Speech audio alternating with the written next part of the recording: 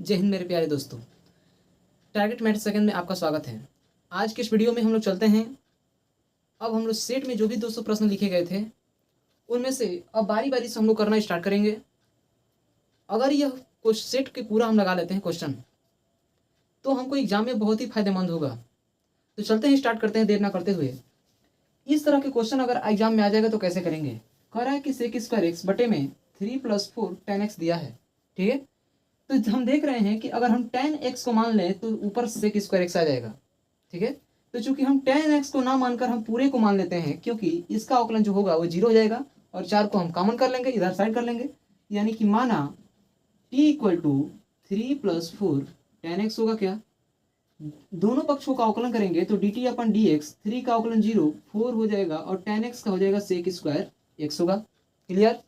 यहाँ से देखेंगे तो dt/dx = 4 सेक स्क्वायर बच जाएगा और यहाँ से dt = 4 sec square d sec square x और ये dx इधर है, उधर जाएगा तो dx हो जाएगा, भाग में है तो गुणा में हो गया। अब यहाँ से क्या करेंगे कि लिखेंगे यहाँ पर। अब देखिए जैसे जैसे मैं कर रहा हूँ ये सिस्टमेटिक तरीके से अगर आप करते हैं तो एग्जामिनर यही सब चीज़ें देखता है और इसी चीज़ों को देखकर ही नंबर देता है, ठीक है। अब यहाँ से क्या करेंगे कि सेक स्क्वायर dx के स्थान पर हम क्या करेंगे, देखिए जरा यहाँ पर ये 4 है तो हमको बटे में 4 ला दे रहे हैं, क्यों, क्योंकि हमको केवल चाहिए सेक स्क्वायर x dx, है ना। अब क्या करेंगे यहाँ पर कि हम इसके स्थान पर क्या लिखेंगे तो dt/4 लिखेंगे। तो वहाँ से 1/, में इस पूरे के स्थान पर t और यहाँ पर dt/4 हो जाएगा। 1/4 यहाँ से क्या कर लेंगे कॉमन और 1/t बच गया क्या, तो 1/t dt बच गया और 1/t का अवकलन क्या होता है तो log t होगा क्या, आप प्लस c कांस्टेंट जोड़ देंगे। इतनी बातें समझ में आई। अब यहाँ से हम t का मान रखेंगे तो 1/4 log और t का मान आपका हो जाएगा 3+4 tan x + c, यही आपका आंसर हो जाएगा। चलते हैं 2 नंबर क्वेश्चन पर, तो इसको आप लोग सॉल्व कर सकते हैं। चलिए 2 नंबर क्वेश्चन देखते हैं। यहाँ पर देख रहे हैं कि log x sec square log x से अगर मैं log x को मान लूँ तो क्या 1/x आ जाएगा। तो यानी कि हम मान लेते हैं किसको, माना t = log x, दोनों पक्षों का अवकलन करेंगे तो यहाँ पर dt/dx = log x का करेंगे तो 1/x होगा। हमको चाहिए 1/x dx, तो यहाँ dt = 1/x और ये बच जाएगा यहाँ पे dx हो जाएगा।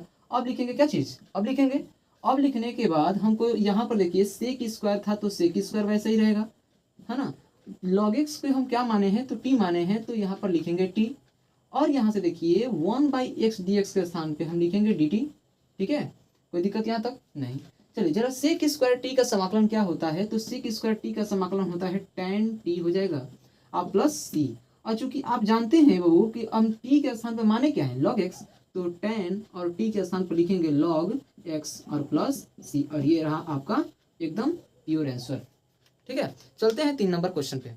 चलिए 3 नंबर क्वेश्चन देखते हैं कैसे क्या कह रहा है कि रूट में x + 1/रूट में x का होल स्क्वायर कह रहा है, तो इसका समाकलन कैसे करेंगे। तो जरा देखिए कि a + b का होल स्क्वायर का है, a + b के होल स्क्वायर पे सूत्र पर जा रहा है क्या, तो यहाँ पर तोड़ेंगे a + b के होल स्क्वायर का सूत्र पर, तो यहाँ पर a का स्क्वायर यानी कि a² + b² a² + b² + 2ab, तो 2a के स्थान पर रूट में x, b के स्थान पर 1/√x है।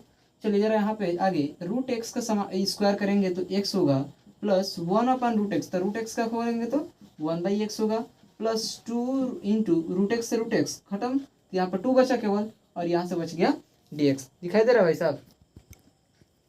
चलिए आगे देखिए, अब यहाँ से बारी बारी से हम समाकलन करेंगे तो यहाँ से x dx plus 1/x dx plus समाकलन 2 dx, है ना। अब यहाँ से हम जानते हैं कि x का समाकलन क्या होता है, तो x सूत्र होता है, पढ़े होंगे x के पावर n वाला, तो x के पावर n + 1 बटे में n+1 होगा। तो यहाँ से x का समाकलन होगा तो क्या हो जाएगा भाई साहब, तो x² / 2 होगा प्लस 1/x का log x होगा प्लस 2 आ जाएंगे बाहर हुआ, तो यहाँ से अचर पद का कांस्टेंट का क्या होता है, अचर पद होगा तो उसका समाकलन क्या होगा x, तो यहाँ इसके साथ लगेगा 2x + c, तो कांस्टेंट को क्या जोड़ते हैं लास्ट में c जोड़ते हैं, तो ये रहा आपका आंसर।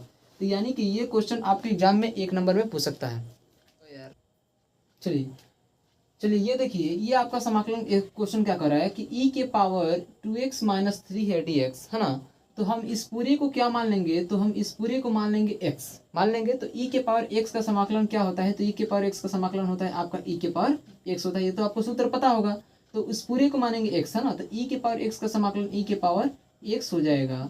और चूंकि माने हैं तो कहाँ करते हैं बटा में अवकलन, तो d अपान डी एक्स 2x माइनस 3 है ना। तो यहाँ से e के पावर 2x माइनस 3, अब यहाँ से देखिए अवकलन करेंगे ना, तो 2x 2 को बाहर करेंगे और x का अवकलन क्या होगा 1 और माइनस 3 का अवकलन 0 और प्लस अंत में क्या जोड़ेंगे c जोड़ेंगे। तो e के पावर 2x माइनस 3 और बटे में 2 में 1 से गुणा करेंगे तो क्या आ जाएगा 2 प्लस c।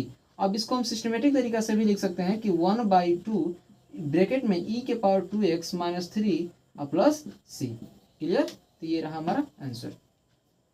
इस तरह के क्वेश्चन आपको एग्जाम में देखने को मिले तो आप करेंगे क्या, तो करेंगे कैसे, तो कैसे करेंगे।